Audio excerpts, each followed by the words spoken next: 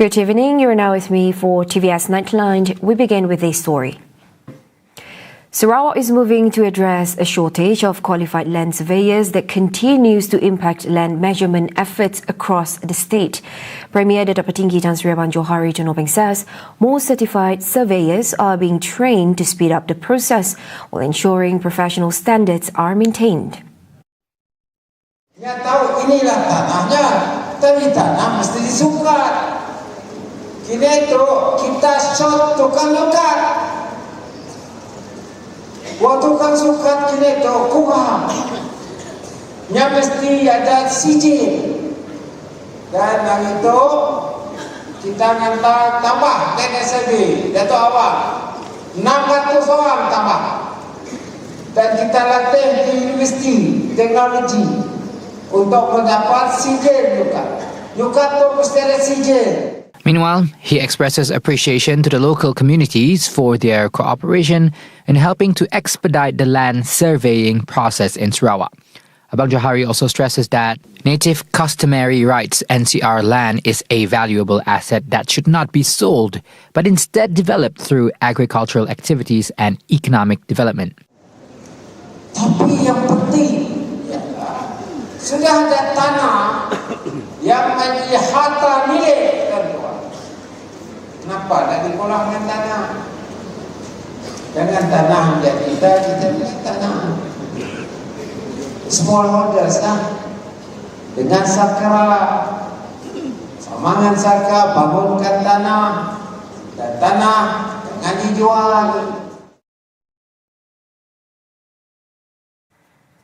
The Sarawak government is taking a more proactive approach to address bullying following the enforcement of the Anti-Bullying Act 2026 on June 16. Minister for Women, Early Childhood and Community Wellbeing Development, Datuk Sri Fatimah Abdullah says the initiative is backed by a comprehensive framework focused on awareness, prevention, enforcement and victim protection. The state continues to prioritise anti-bullying efforts by promoting greater public understanding of bullying, its various forms and the importance of early prevention. Dari segi structure governance that we have also formed untuk kita menangani isu bully dan juga yang tindakan ke atas yang melakukan bully dan bantuan yang harus kita berikan kepada mangsa bully. So di dalam governance ini, dalam jawatan kuasa anti bully ini, MPS sebagai yang menyelaraskannya, kita we collect information, awareness juga seperti yang saya katakan, it's about creating awareness, it's about prevention. Effective law enforcement, she adds, is crucial to ensure bullying cases are taken seriously and that offenders do not escape accountability. The takeover of Bintulu Port has been described as a paradigm shift that could reshape Sarawak's economic landscape and strengthen the state's economic sovereignty in the years ahead.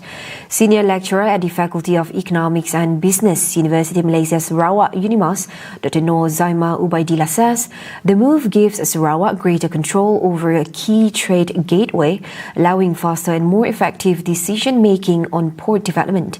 She explains that strategic decisions involving the port previously required a longer bureaucratic process as the facility was under federal administration.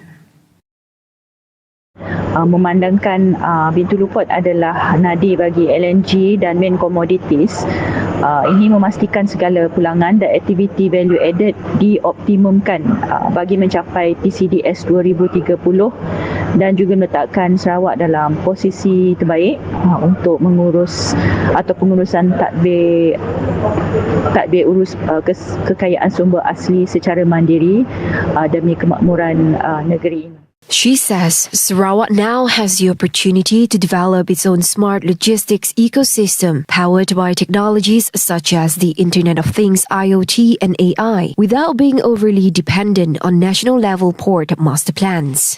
She adds that Bintulu Port has the potential to emerge as Southeast Asia's leading hydrogen logistics hub in line with Sarawak's ambition to become a regional leader in renewable energy. However, she cautions that Sarawak must overcome several challenges, including accelerating the transformation of Bintulu Port into a world-class smart port to remain globally competitive. Sarawak haruslah melabur secara agresif dalam modal insan tempatan untuk melahirkan pakar-pakar dalam ekonomi pengangkutan, pakar logistik maritim moden, blue economy serta teknologi automation, IoT, AI demi mengendalikan kompleksiti pelabuhan ini secara global. Previously, Transport Minister Anthony Locke said the handover process has entered its final stage. After legal matters were refined in accordance with the Bintulu Port Authority Dissolution Act 2024.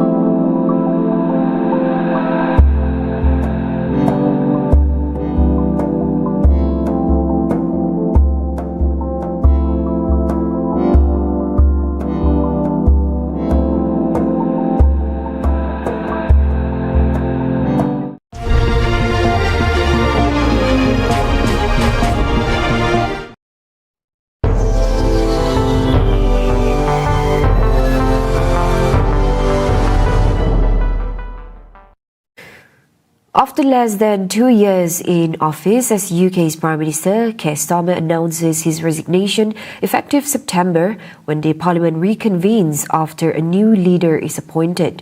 The announcement marks a climatic point in his political endeavours, undermined by collapsing approval rating, a series of political scandals and an organised internal party revolt from the Labour Party. What triggers the announcement even more was Friday's polls, when Greater Manchester Mayor Andy Burnham won a parliamentary election to return to Westminster. Starmer will remain in office until a new leader is officially appointed.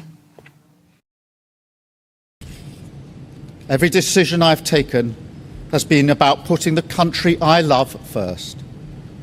That is why I will resign as leader of the Labour Party. I have spoken to His Majesty the King this morning to inform him of my decision. I will ask the National Executive Committee of the Labour Party to set out a timetable with nominations opening on the 9th of July and completed by the summer recess. In the case of a contest, this will ensure a new leader is in place before Parliament returns in September. I will remain in post as Prime Minister until the contest is complete. And I will do everything I can to ensure an orderly handover of power. And now we'll take a closer look on what has transpired prior to Starmer's announcement. We have Yusuf Shukri on the case. First, we look into what took place on Friday last week when Andy Burnham won a seat that enabled him to return to Westminster. The victory against Nigel Farage's Reform UK Party, who led national opinion polls for more than a year, gave hope that Burnham could transform the fortunes of a party that has lost support under Starmer, whose popularity ratings have sunk for any British leader. Known for his communication skills, Burnham is also touted as the King of the North due to his high profile in the distinct politics of northwest of England. His victory speech was most notable, making hope a focus, driving emotional tangents from many who had viewed Starmer as a failed leader. Repeated policy U-turns angered many, including one that gained the most support when Starmer pledged to completely scrap tuition fees in England before his tenure as Prime Minister, citing changed economic circumstances. During his tenureship, the government restricted winter fuel payments for many pensioners, then later reversed much of the policy after political backlash and concerns about the cost of living impact. Another policy U-turn that garnered massive backlash was the national insurance promise.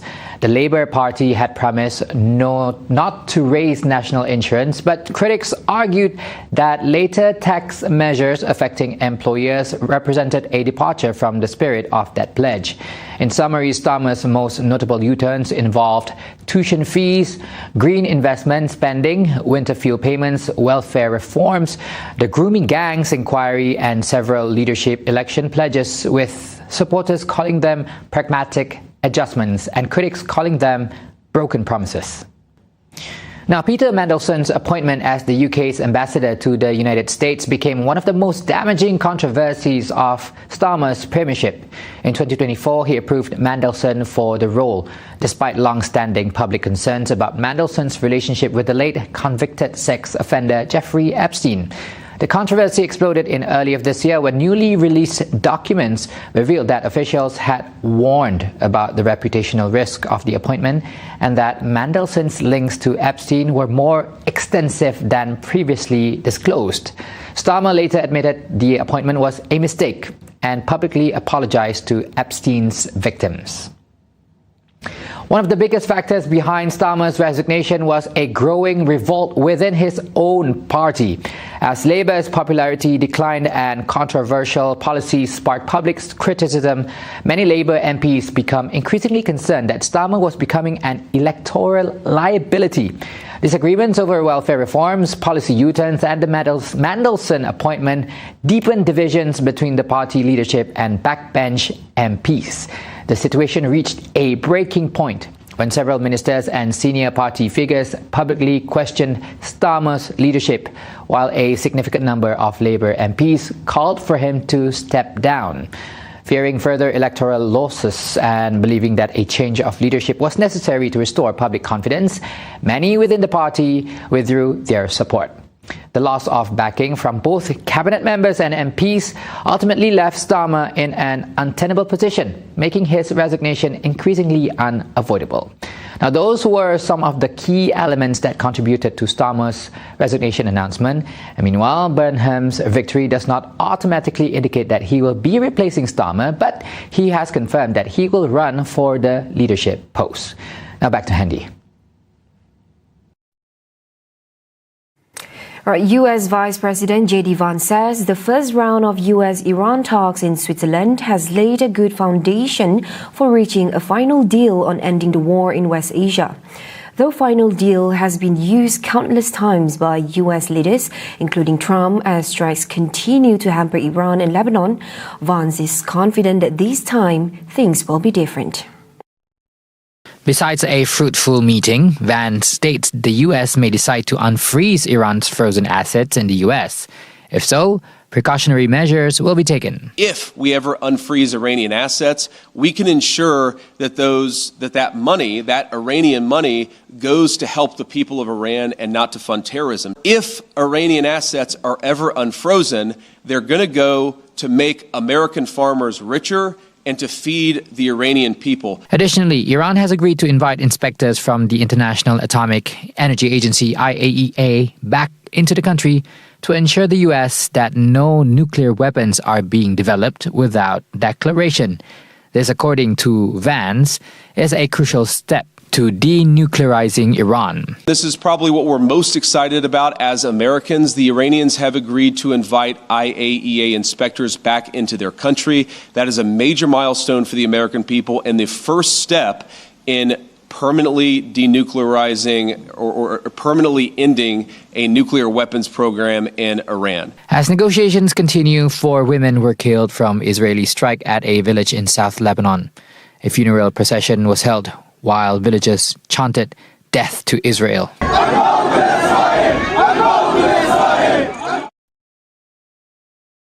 In a related development, China's foreign ministry says it supports the mediation efforts by Pakistan, Qatar, and other parties over the U.S.-Iran talk.